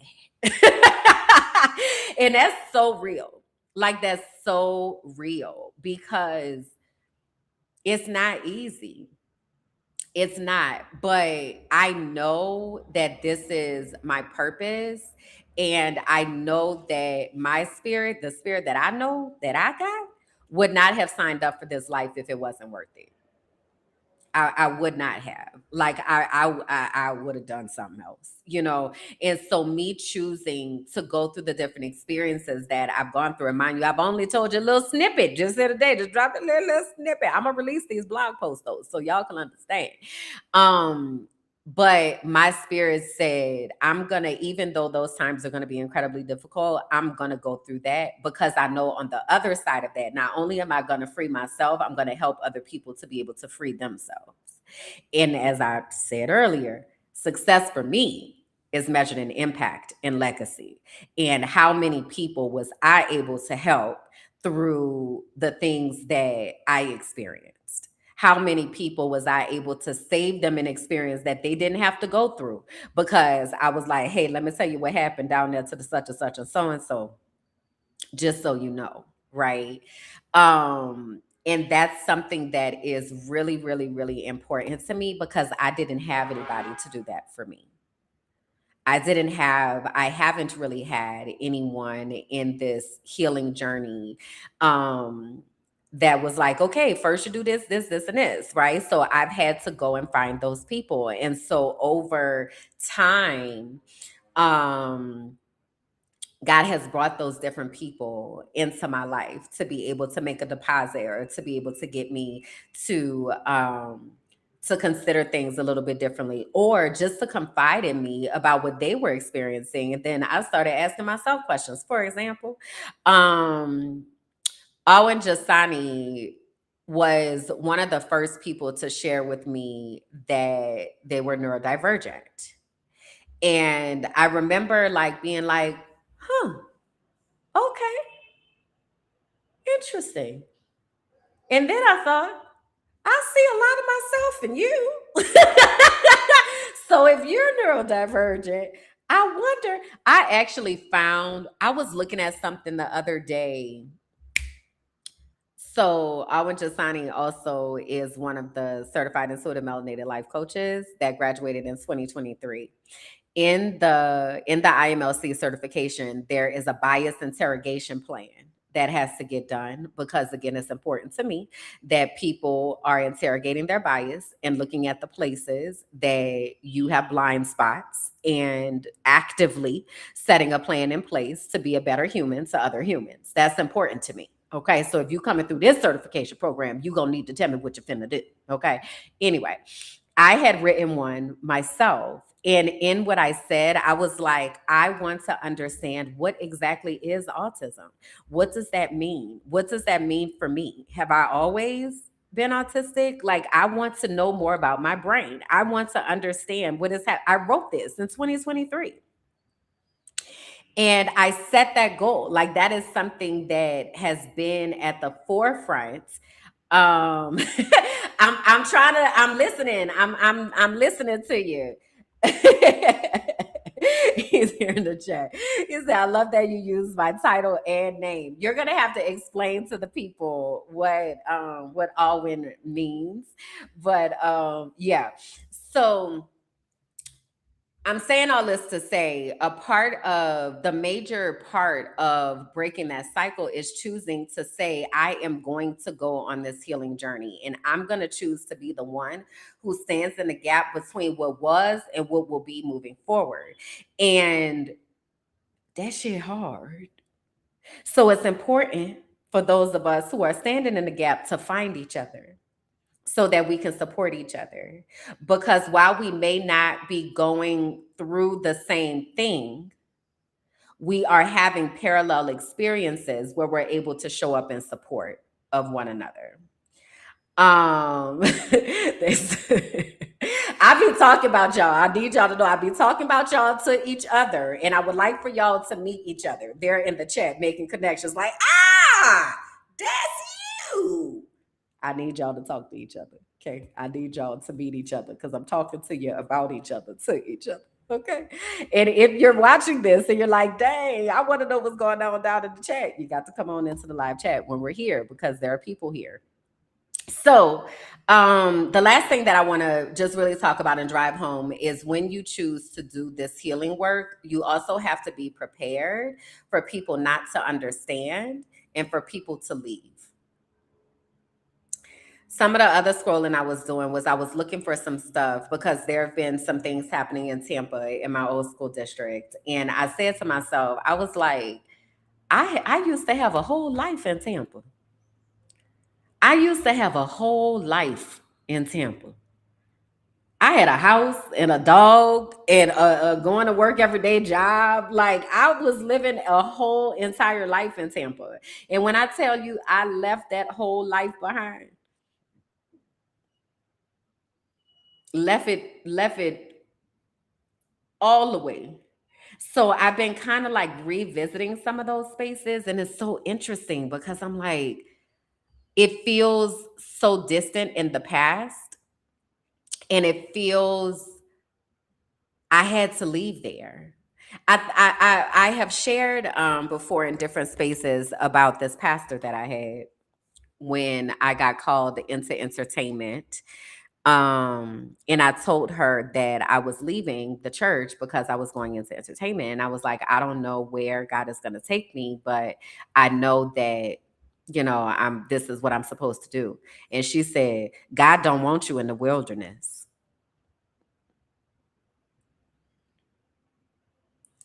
I think about that so often because a lot of the work of healing feels like you're in the wilderness. It feels like you are literally out there by yourself, screaming into a void where nobody else is around because who even understands what the hell is happening? But that season does not mean that you're off track. It means that you're in the transitional space between what was and what is. That you're standing in the gap between this is who we used to be and this is what we used to do, and this is what our line is going to be known for this day forward. And I don't know that she knew. I don't know that she even knew. She didn't. She definitely didn't. I was about to say I don't even know if she knew who the hell I am. She definitely did not. I don't think that she had enough respect for who I am, but also I know that she did see some of who I am and selfishly wanted to keep me in a space that was going to serve her. And I was not finna do that. So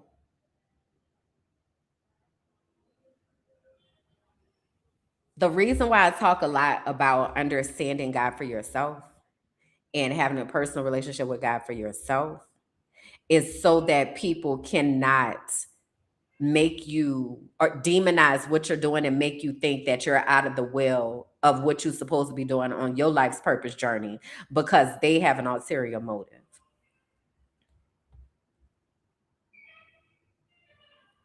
Sovereignty Library said, yeah, baby, I live in the wilderness.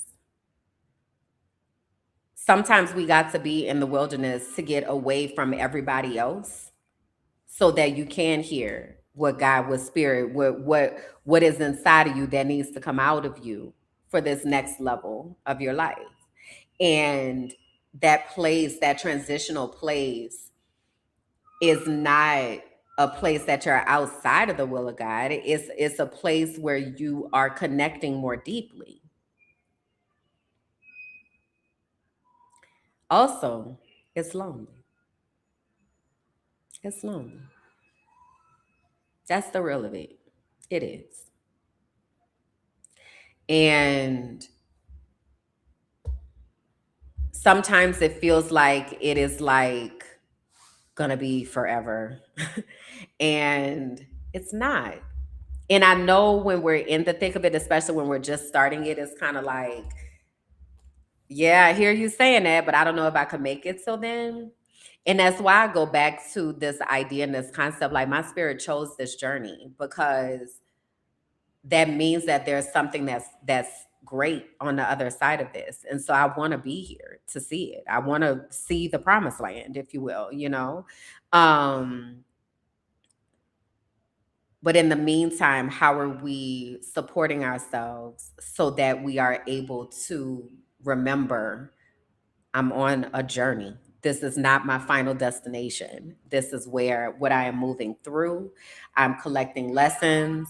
This time, this solitude, though it may seem like it is a punishment, maybe the solitude is a gift. Maybe it's an opportunity for me to really be able to connect deeper with myself. What might be the actual reason that is outside of a reason that has been placed upon us from someone who would benefit from what we have to offer. So that's some of the things that I've been thinking about when it comes to this healing work, and choosing to be the cycle breaker. You know, it is it's so it's so empowering to be able to own your story and to be able to share your own life story, without fearing somebody holding it over you. You know, like can't nobody say nothing about me that I haven't already said or I'm not willing to say that I said. like like it was. And also I said that, yep, I used to be that person. I used to believe that. I sure did. And let me tell you how I worked myself out of that so I can be this person now. Like those are the conversations that I think are needed and necessary when we're talking about healing, you know. Let me see what y'all talking about over in this here chat for a second.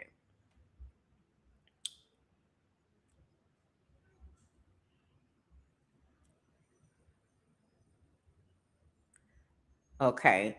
Sovereignty Library said, yes, people do that. They know, but they don't know, but they see what you can do for them and they use it for themselves. And this is very pervasive in church environments. Um, it really, really is. And so I need us to recognize that everybody is not really coming with the idea of how can I protect and honor and um accommodate, you know. And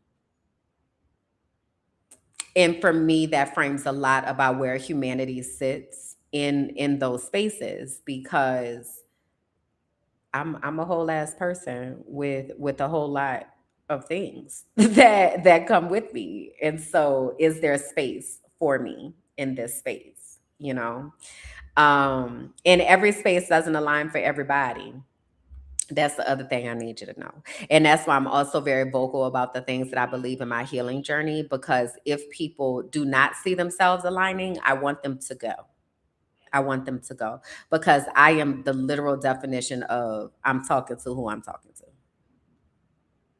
I don't seek fame and millions of followers and $1 million. That is not what sits at my goalpost. I want to be able to live a comfortable life where I don't have to fight with OCD every day, because I've been able to make a comfortable and safe home. And I want to be able to help other people to do the same. That's it. It is really that simple. And I do it through a variety of different ways. So, I invite you all along for the journey of what this looks like. Again, during the marathon, you'll be able to go back and see, you know, things that I've said and things that have happened over this time. You'll be able to see me move from different apartments to different apartments. And, you know, it's a journey. And I think that's important for us to remember that this is a journey. This is a journey, and things are going to fall away, and new people are going to come, and new places are going to come, and new relationships are going to be formed, and old relationships are going to end. Environments are going to change. You're going to believe something one day, and then another day you're like, actually, I don't believe that anymore. I've gotten more information. All of this is our path to enlightenment and to the highest version of ourselves, to the place where we are able to put the most good out into the world. It's a part of the journey. And so another part of that is honoring that everybody's in a different place along their journey. And when you meet someone at a certain place along their journey, honor what they're showing you. That's where they are. And maybe your job is to make a deposit at that time. Maybe your job is to show them that there is a different way to be able to connect, right? But when we cross universes with people, I feel like sometimes we take it like real cavalierly. And if we would really listen and tune in and lock in, y'all know I be saying lock in, twin. If we were really lock in, I think that our spirit would guide us towards people who have been looking for us. Because there are people that are looking for you. Do y'all know that?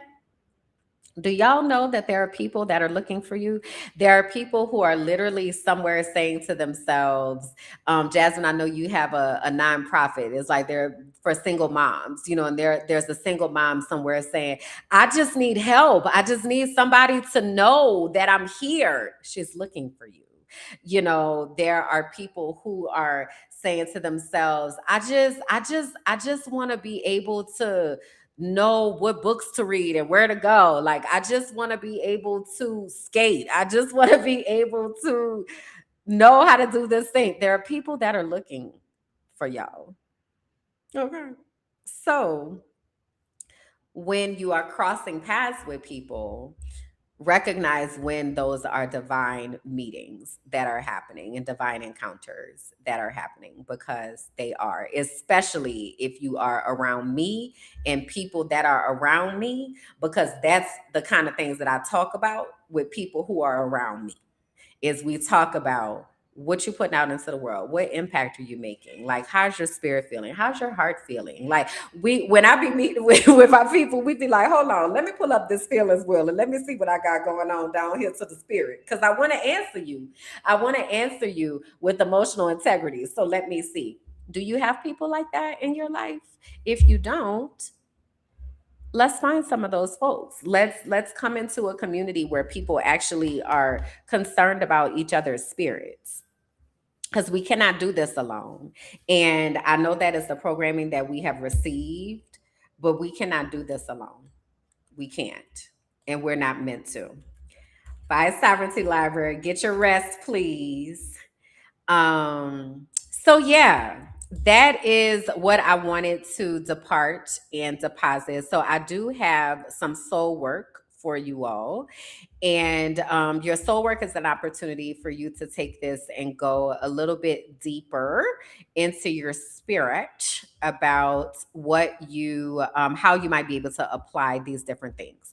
So the soul work for this week is for you to identify one pattern, behavior, or belief that was given to you by your family line that you are ready to release.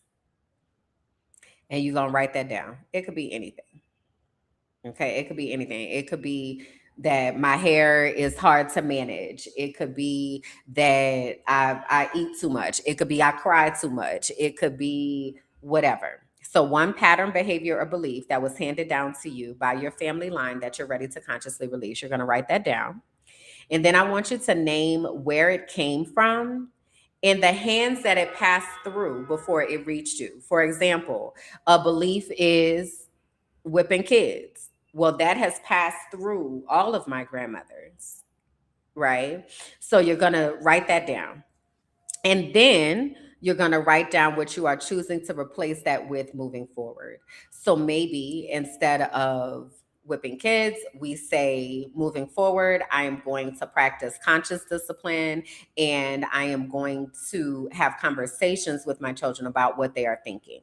Or if it's something like, let's say you have a bad relationship with food, for example. I eat too much and whatever. So I'm going to choose to replace that with, I am going to eat the food that my body needs in order to honor the energy that I want to have in the world, right? So you're going to take the belief that you had, you're going to juxtapose that against the belief that you are choosing to replace it with. Okay. And in the middle of that, you're going to write down where that belief came from, because a lot of those beliefs and habits and thoughts are not our own. And so we're going to send that energy back to where it needs to go. Okay. Also, I do want to say this is not about blaming the people that carried it before you. It just is. They did the best that they could with what they knew. That also does not change the impact that it has had. So it's not for you to like launch blame, but it really is to decide this change is here and I'm going to embrace that, and I get to choose for something different to happen. And it is a privilege, I think, to be able to choose for something different to happen. Our ancestors, our grandmothers, if you will, they leaned towards that type of punishment because it was quick. I don't have time to sit up here and talk to you about all these things and this and that and other. Sit down and shut it up, right? It's a privilege to be able to have the time and opportunity to have a conversation with your children. It is a privilege, right? So, in that, using that privilege to make sure that we are affecting change. And again, that's just one example. So, our closing thought for today. Oh, I got to cue up my music and things because y'all know I'm trying to be fancy. Production, cue it up. Okay.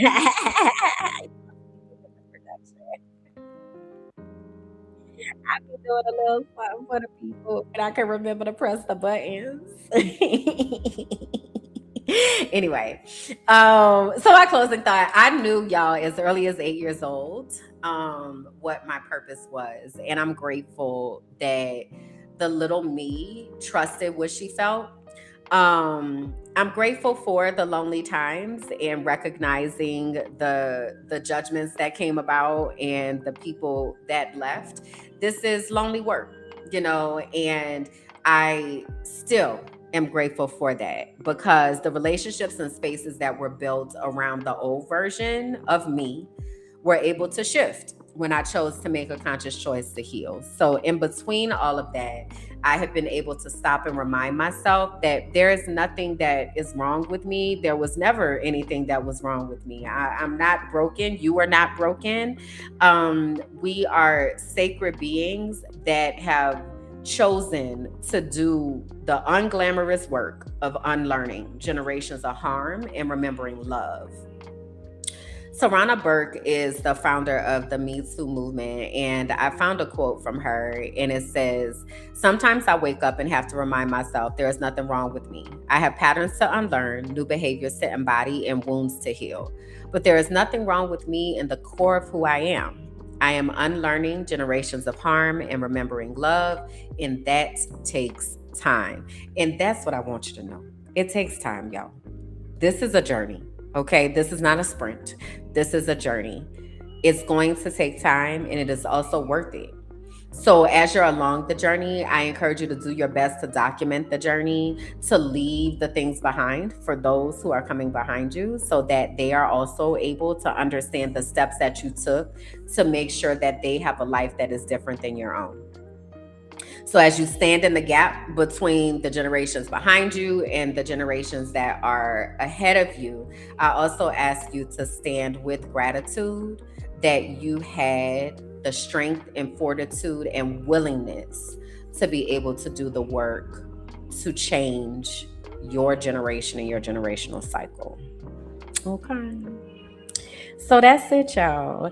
If you are like, yo, I really want to lean in deeper on this, please do come and join us in the archive. If you go to patreon.com/minding my black ass business, again, it is only $5 a month to support all the work that we are doing there in the archive. And you get an opportunity to be able to link with others and communicate with others and build community with others who are also in the process of doing their healing work, changing generations, and rediscovering or maybe discovering for the first time who they actually are.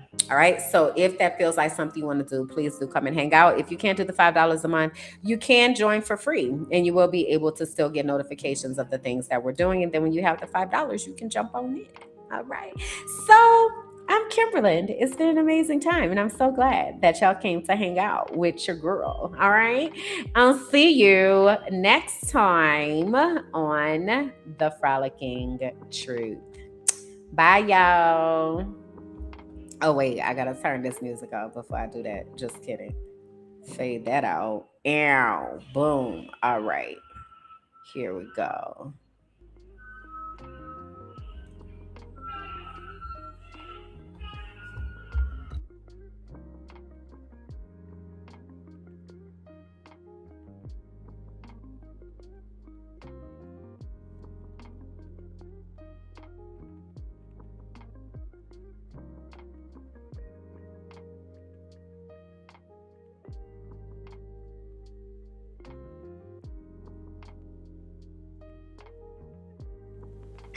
Thank you for listening to the Frolicking Truth.